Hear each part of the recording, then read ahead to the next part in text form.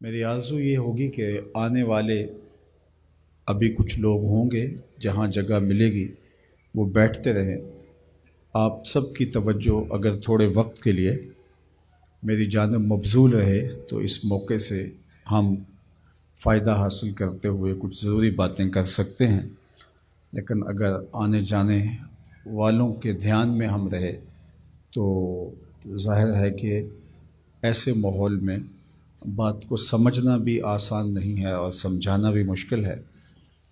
چونکہ یہ محفل ہمارے محترم جناب آصف صاحب کے والد بزرگوار کے ایصال ثواب کے لیے ہے، تو میں عرض کروں گا کہ اسلام ایک کامل، اکمل اور مکمل دین ہے، اور ہمارے جو تعلق ہیں جو لوگوں کے ساتھ قائم ہوتے ہیں، وہ خونی رشتے کے ہوں، دودھ کے رشتے کے ہوں، یا خاندانی تعلق ہوں، یا دوستی کے رشتے ناتے ہوں، وہ اسلام ہمیں دیر پا رکھنے کی تلقین کرتا ہے۔ یہ نہیں کہ اپنے مقصد کو پورا کیا اس کے بعد تعلق ٹوٹ گیا، جس طرح آج کل کی زندگی چل رہی ہے۔ لوگ پریکٹیکل ہو گئے کہ ایک شخص سے تعلق صرف اپنی ضرورت تک رکھا جاتا ہے، ضرورت کی تکمیل کے بعد تعلق ختم ہو جاتا ہے۔ لیکن اسلام نے جو ہمیں تعلق قائم رکھنے کا حکم دیا ہے وہ اتنا مستحکم اور مضبوط ہے کہ وہ مرنے کے بعد بھی نہیں ٹوٹتا، اور وہ مرنے کے بعد بھی جاری رہتا ہے۔ ابھی جو قرآن مجید کی تلاوت آپ نے سنی، اس میں اسی مضمون کو بیان فرمایا گیا، اور خاص طور پہ ہم جو نماز کے اندر تشہد کے آخر میں آیات پڑھتے ہیں، اور وہ بطور دعا بھی ہوتی ہیں کہ ربنا اغفر لی ولوالدی وللمؤمنین یوم یقوم الحساب، تو گویا ایک مسلمان اپنے والد کو، اپنی والدہ کو، اپنے دوستوں کو، اپنے احباب کو زندگی میں کبھی بھی فراموش نہیں کرتا، اور کبھی بھی ان سے تعلق ٹوٹتا نہیں ہے۔ یہ بات ذہن میں رکھیے گا کہ ماں باپ کے حق مرنے کے بعد ختم نہیں ہو جاتے۔ کچھ حق ایسے ہیں جو مرنے کے بعد بھی اولاد کے ذمے واجب الادا ہوتے ہیں۔ ایک حدیث پاک میں 4 حقوق کا ذکر آیا ہے جو اولاد کے ذمے بعد از انتقال بھی واجب الادا رہتے ہیں۔ ان میں سے پہلا حق الصلاۃ علیہما، ان پر جنازہ پڑھنا۔ یہ ماں باپ کے انتقال کے بعد اولاد کے ذمے عائد ہونے والا پہلا حق ہے۔ تجہیز و تکفین، تدفین، یہ سب اس زمرے میں آتی ہیں۔ تو یہ پہلا حق جو لوگ ادا کر پاتے ہیں وہ خوش نصیب ہوتے ہیں۔ میں بہت سارے لوگوں کو جانتا ہوں کہ جو اپنے ماں باپ کا یہ حق بھی ادا نہیں کر پاتے۔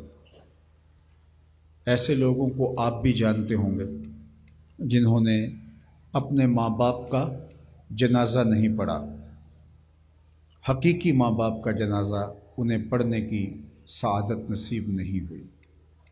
آپ کے خیال میں یہ وہ لوگ ہوں گے جو بیرون ملک تھے اور پہنچ نہیں پائے۔ میں ان کی بات نہیں کر رہا، وہ معذور ہیں۔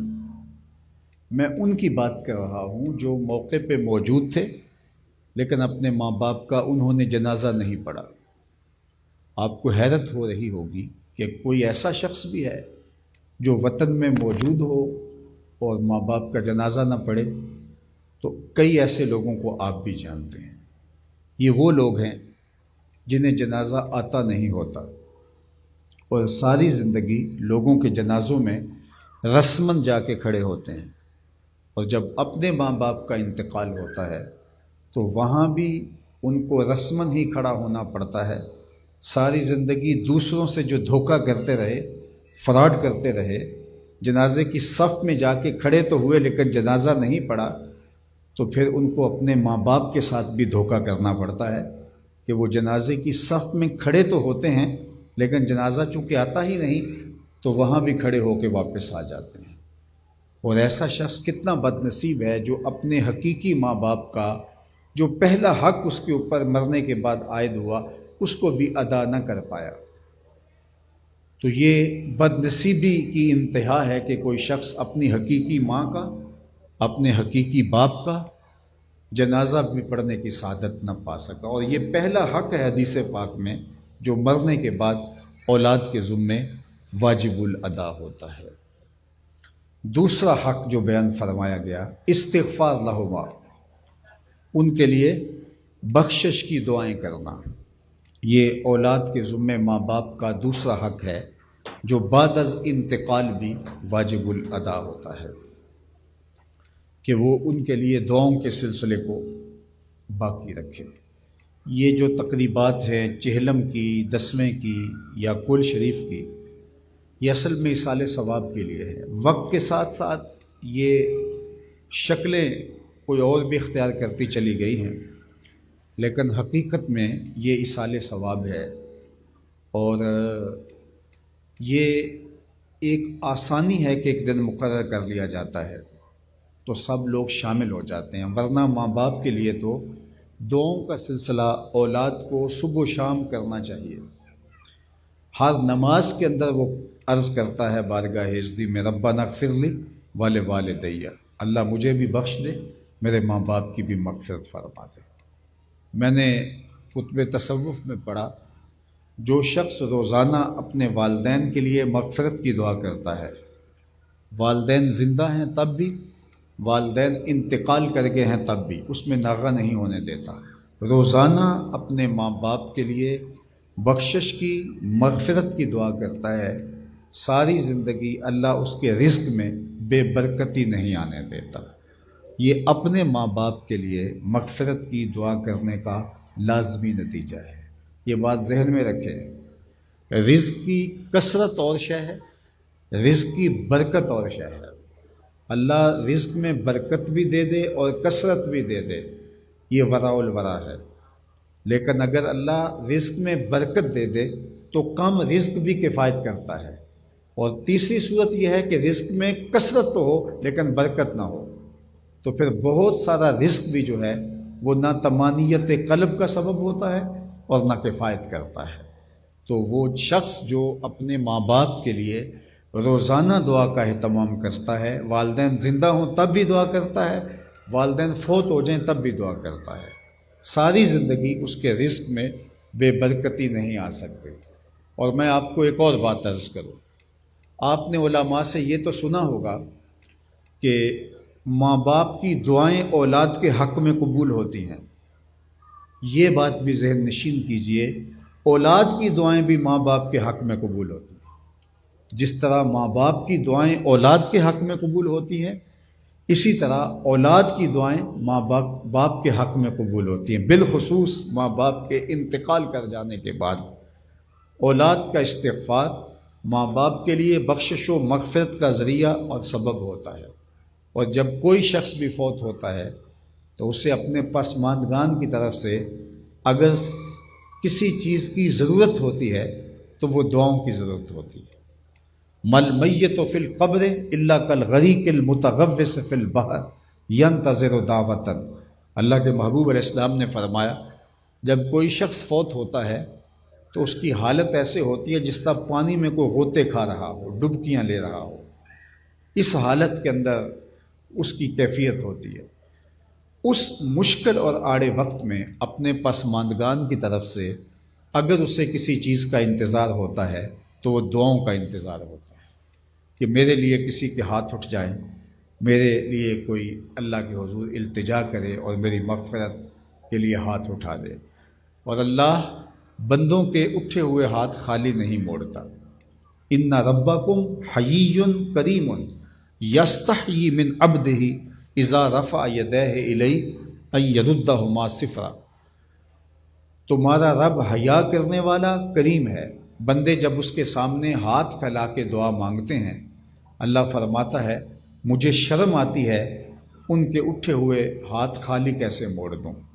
جب ان بندوں نے مجھ سے مانگا ہے تو اگر میں نے بھی نہ دیا تو کس در پہ جائیں گے۔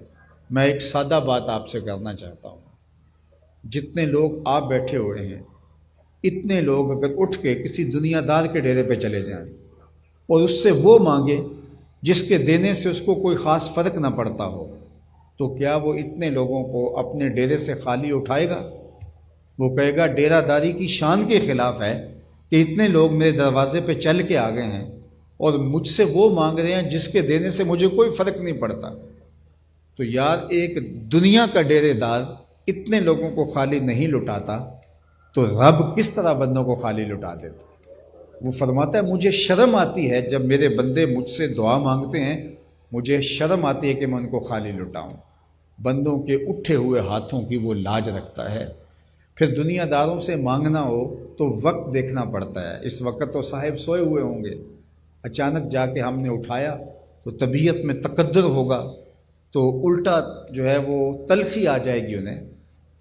لیکن اللہ سے جب بھی مانگو، نیند کیا لا تاخذہ سنۃ ولا نوم، نیند کیا اسے اونگ تک نہیں آتی۔ دنیا داروں سے مانگنا ہو تو ان کی زبان میں مانگنا پڑتا ہے۔ اللہ سے جس زبان میں مرضی مانگو، اردو میں مانگو، عربی میں مانگو، ہندی میں مانگو، سندھی میں مانگو، نظم میں مانگو، نثر میں مانگو، سادی کے رنگ میں مانگو، رومی کے انداز میں مانگو، اقبال کی طرز میں مانگو۔ نہیں مانگنا آتا خالی ہاتھ پھیلا دو، وہ بند لبوں کی بولیاں بھی سنتا ہے۔ کہا کہ میرے حضور دستے طلب دراز کر کے تو دیکھو، مجھ سے طلب کر کے تو دیکھو، میں تمہارے اٹھے ہوئے ہاتھوں کو خالی نہیں موڑوں گا۔ تو اللہ کے حضور طلب کرنا، مغفرت کی دعائیں کرنا مرنے والوں کے لیے، اللہ کے محبوب علیہ السلام نے ارشاد فرمایا کہ جب کوئی شخص فوت ہو جاتا ہے تو اس کے مرنے کے بعد اگر 4 لوگ اس کے بارے میں گواہی دے دیں کہ یہ بڑا اچھا شخص تھا، اور گواہی سچی دیں، دل و جان سے گواہی دیں، تو اللہ اس کی مغفرت فرما دیتا ہے۔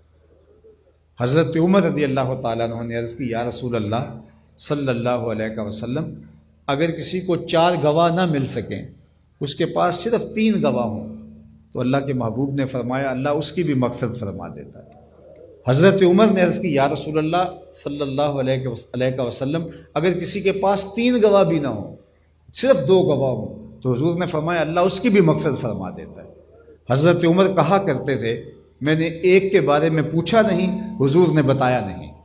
تو اگر کسی کو مرنے کے بعد 2 گواہ بھی مل گئے، یہ ہماری عدالتی کچہریوں والے گواہ نہیں جو پکڑ کے لے آتے ہیں، گواہ سچے ہوں، تو اللہ کے حضور 2 گواہ بھی اگر کسی کی سچائی کے مل گئے، کسی کے نیک ہونے کے مل گئے، تو وہ بھی اس کے لیے کافی ہے۔ اس لیے فرمایا انتم شہداء اللہ علی الارض، تم زمین پر اللہ کے گواہ ہو۔ تو اللہ جل شانہ کے حضور اچھی گواہیاں پیدا کر کے جائیں، تمہارے مرنے کے بعد لوگ کہیں کہ یار بہت صالح شخص تھا۔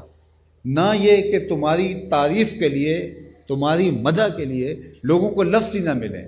بعض ایسے لوگ بھی دنیا سے جاتے ہیں تو لوگ ان کی تعریف بیان کرنے لگتے ہیں تو دائیں بائیں دیکھتے ہیں کہ کوئی ایسا واقف کار تو نہیں بیٹھا، اور بہت ہمت کریں گے تو کہیں گے جی اس ساڑھے نال تے چنگائی سی۔ اس کا مطلب یہ ہے کہ اس نے لوگوں کی ناک میں دم کر رکھا تھا، صرف تمہیں چھوڑا ہے۔ تو یہ کہنا جی ہمارے ساتھ تو اچھا ہی تھا، تو اس کا مطلب یہ اچھا نہیں تھا۔ تو فرمایا تم زمین پر اللہ کے گواہ ہو، اس طرح زندگی گزار کے جانی چاہیے کہ لوگ تمہارے بارے اچھائی کی گواہیاں دیں، اور اللہ کے حضور گواہیاں چلتی ہیں وہی جو کہ سچ پر دل و جان کے ساتھ پیش کی جائیں۔ تو یہ مختصر زندگی ہے، اس مختصر زندگی کو ایسے گزارنا چاہیے کہ ہم لوگوں کی دعائیں لیں، ہمارے جانے کے بعد ہماری کمی محسوس ہو، یہ نہ ہو لوگ کہیں خس کم جہاں پاک جان چھوٹی۔ تو اس لیے ایسے لوگ اس دھرتی کے اوپر بن کر ہم رہیں کہ ہمارا وجود اس دھرتی کے لیے نفع کا سبب ہو، اس دھرتی کے لیے خیر کا ضامن ہو، ہم اس دھرتی پہ بوجھ نہ ہوں بلکہ اس دھرتی کی زینت ہوں، اس دھرتی کا حسن ہو اور اس دھرتی کا جمال ہو۔ تو دوسرا حق اولاد کے ذمے ماں باپ کا یہ ہے کہ اولاد ان کے لیے کثرت کے ساتھ دعائیں کرے۔ تیسرا حق بر الاصدقاء، باپ ہے تو اس کے دوستوں کے ساتھ، ماں ہے تو اس کی سہیلیوں کے ساتھ حسن سلوک کرنا، یہ ماں باپ کا حق ہے۔ چچا باپ کی جگہ پہ ہے اور خالہ ماں کی جگہ پہ ہے۔ یہ دوسرا حق ایسا ہے، تیسرا حق ایسا ہے جو اولاد کے ذمے واجب الادا ہے۔ اور چوتھا حق انجاز الوعد، وعدوں کی تکمیل۔ اگر وہ کوئی عہد کر گئے تھے پورا نہیں کر سکے، اللہ سے کوئی عہد کیا تھا، منت مانی تھی، پوری نہیں کر پائے، تو وہ اولاد پوری کرے۔ یا اللہ کی مخلوق کے ساتھ کوئی عہد کیا تھا تو وہ عہد پورا نہیں کر پائے اور چل بسے، تو ماں باپ کا حق اولاد کے ذمہ یہ ہے اس عہد کو پورا کرنے کی کوشش کرے اگر اس کے لیے ممکن ہو۔ بلکہ علماء نے اس کے ضمن میں لکھا کہ ان کے جو اچھائی کے کام جاری کردہ تھے ان کو بعد میں بھی جاری رکھنے کی کوشش کرے۔ اگر وہ غرباء کے ساتھ مدد کرتے تھے، کوئی فلاحی کام کرتے تھے، مدارس دینیہ کے ساتھ تعلق تھا، مساجد کی تعمیر میں اور اس کے نظم و نسق میں مدد کرتے تھے، غریب رشتہ داروں کو، ہمسایوں کو ان کی اعانت کرتے تھے، ان کے جو خیر کے امور تھے ان کے جانے کے بعد اولاد ان کو جو ہے وہ بند نہ کر دے، ان امور کو جاری رکھے۔ یہ ماں باپ کی خوشنودی کا سبب ہے اور بعد میں ان کو جو ہے قبر میں اس کی خوشی اور اس کی خوشنودی نصیب ہوگی۔ ویسے مختلف احادیث میں یہ تو 4 حق ہیں ایک حدیث میں، اعلیٰ حضرت عظیم البرکت علیہ رحمہ نے 12 حق جمع کیے ہیں مختلف احادیث سے نکال کے، جو مرنے کے بعد اولاد کے ذمے واجب الادا ہوتے ہیں۔ ان میں سے آخری حق انہوں نے یہ بیان کیا کہ قبر میں اچھے برے اعمال پیش کیے جاتے ہیں ماں باپ کو۔ اولاد اگر نیک ہوگی تو قبر میں اچھے اعمال پیش ہوں گے تو انہیں خوشی اور مسرت ہوگی۔ تو اولاد کو چاہیے کہ وہ ماں باپ کے انتقال کے بعد نیک بن جائیں اگر نیک نہیں بھی، تاکہ قبر میں ماں باپ کو آسودگی پہنچے۔ باقی اس دنیا کے اندر کسی نے بیٹھ نہیں رہنا۔ آج ہم کسی کے لیے جمع ہو رہے ہیں، کل ہمارے لیے کوئی جمع ہو رہا ہوگا اور ہمیں پتہ نہیں ہمارا اٹھنے والا اگلا قدم کہاں ہے۔ خیر کن اے فلاں و غنیمت شمار عمر، زاں بیشتر کے بانگ برآیت کے فلاں نہ مان۔ سعدی کہتے ہیں اچھائی کر لے، صالح اعمال کر لے، اس سے قبل کہ یہ آواز آئے کہ لوگوں فلاں بھی اس دنیا سے رخصت ہو گیا، اتنے بجے جنازہ ہوگا، یہ آواز تو ہر ایک کی آنی ہے۔ تو قبل اس سے کہ وہ وقت آئے، مجھے اور آپ کو اپنی اخروی زندگی کے لیے اچھے اعمال کا ذخیرہ کرنے کی کوشش کرنی چاہیے۔ باقی اگر ہم اپنی زندگی اسلام کے مطابق گزاریں گے، اللہ کے بتائے ہوئے دین کے مطابق گزاریں گے، تو یہ مختصر سی زندگی ہے جس کا دورانیہ بہت لمبا چوڑا نہیں ہے۔ 60 سال کی زندگی ہو، 100 سال کی بھی زندگی ہو، تو آخرت کے مقابلے میں کیا اس کی حیثیت ہے؟ اللہ نے قرآن مجید میں یوم حشر کی مقدار بیان فرمائی ہے، مقدارہ 50 الف سنہ، اس کی مقدار جو حشر کا ایک دن ہوگا، آخرت کی زندگی کا صرف ایک دن، اس کی مقدار کتنی ہے؟ مقدارہ 50 الف سنہ، 50,000 سال کے برابر ایک دن ہوگا۔ 50 سال کے برابر نہیں، 100 سال کے برابر بھی نہیں، 50,000 سال کے برابر ایک دن۔ اور یہ ساری زندگی 50 سال کی، 60 سال کی، 70 سال کی، 100 سال کی، اور وہ بھی تیسرا حصہ تو ہم سو کے گزارتے ہیں۔ اگر 60 سال زندگی ہے تو روزانہ 8 گھنٹے بھی سوئیں تو 20 سال تو سو کے گزاری، باقی 40 سال زندگی ہے۔ اس میں بچپن نکال لیں، بڑھاپا نکال لیں۔ وہ آج کل عید قرباں گزری ہے تو وہ جانور ہم خرید کے لاتے ہیں تو اس کو تولتے ہیں تو 5 من کا ہوتا ہے، لیکن جب اس کا صافی گوشت نکالتے ہیں تو وہ 5 من نہیں نکلتا۔ وہ میں ایک رپورٹ پڑھی تھی کہ 41% گوشت ہوتا ہے کسی جانور میں، باقی جو ہے وہ 61% جو ہے، 59% جو ہے وہ اس کی کھال میں، اس کی اوجڑی میں اور اس کے سر اور پائے اور باقی چیزوں میں نکل جاتا ہے، اس کے بہتے ہوئے خون میں نکل جاتا ہے۔ تو اگر ایک جو ہے وہ 2.5 من کا جانور ہے تو اس کا گوشت جو ہے وہ 41 کلو ہوگا۔ تو دکھنے میں تو وہ 2.5 من کا ہے لیکن اس کا گوشت 41 کلو ہے۔ اسی طرح زندگی دکھنے میں تو 60 سال کی ہے لیکن 20 سال سو کے گزارے، کچھ بچپن کی مدہوشیاں، کچھ بڑھاپے کے دھکے، روزانہ 1 گھنٹہ بھی واش روم میں گزرے تو 2-3 سال یہ نکل جاتے ہیں۔ میرے ایک دوست نے مجھے حساب کر کے بتایا کہ کوئی 20 سال کے قریب زندگی بنتی ہے جو ہم گزارتے ہیں، یہ ٹوٹل زندگی ہے۔ اور آخرت کا ایک دن مقدارہ 50 الف سنہ، 50,000 سال کا ایک دن، اور اس کے بعد موت کو مینڈے کی شکل میں لا کے ذبح کر دیا جائے گا اور ایسی زندگی شروع ہوگی جو ختم ہی نہیں ہونی۔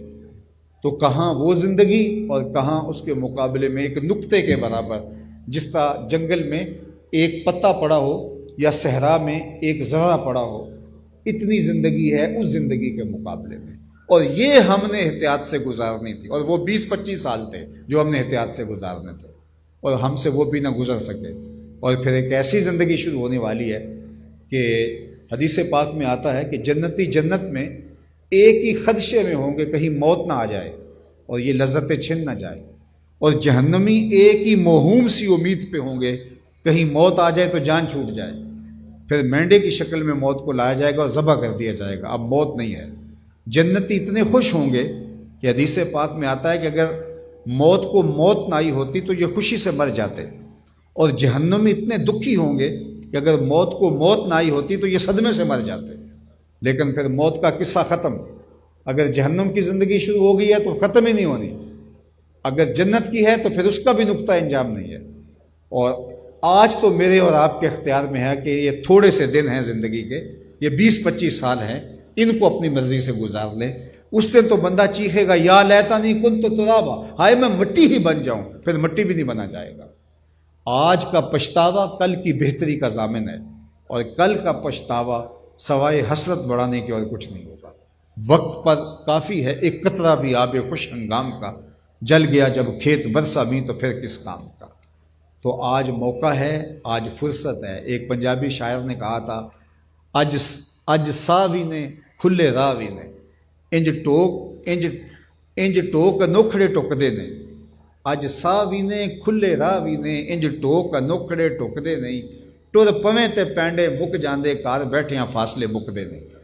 آج اللہ نے ہمیں موقع دیا، توبہ کا دروازہ کھلا ہوا ہے، اللہ ہمارے ماضی کے گناہ معاف کر کے ایک نئی زندگی ہمیں عطا کر سکتا ہے، لیکن کل کا پچھتاوا، اچانک موت کے بعد کی زندگی، پھر ہاتھ ملنے کے علاوہ اور کچھ نہیں ہوگا۔ اس لیے آج میں اور آپ اپنی زندگی کا جائزہ لیں، اور اللہ نے اس دنیا کے اوپر آنے کی ترتیب رکھی ہے، پہلے باپ آتا ہے، پھر بیٹا آتا ہے، پھر پوتے آتے ہیں، لیکن دنیا سے جانے کی یہ ترتیب نہیں ہے۔ کوئی کہے کہ میں تو ابھی جوان ہوں، امام غزالی فرماتے ہیں جاؤ قبرستانوں میں جا کے دیکھو، آپ کو بوڑھوں کی بجائے جوانوں کی قبریں زیادہ نظر آئیں گی، اور جوانوں کی بجائے بچوں کی قبریں زیادہ نظر آئیں گی۔ اور پھر فرمایا اپنے معاشرے میں دیکھ لو، آپ کو بوڑھے کم نظر آئیں گے، پھر جوان نظر آئیں گے، اور بچے اس سے بھی زیادہ نظر آئیں گے۔ تو اس کا مطلب یہ ہے کہ لوگ جوان زیادہ ہوتے ہیں، زیادہ بچپن میں چلے جاتے ہیں۔ پھر کہا کہ لوگ بوڑھے کم ہوتے ہیں، زیادہ جوانی میں چلے جاتے ہیں۔ جو بوڑھے خال خال نظر آتے ہیں تو اس کا مطلب ہے بڑھاپے تک سارے نہیں پہنچتے۔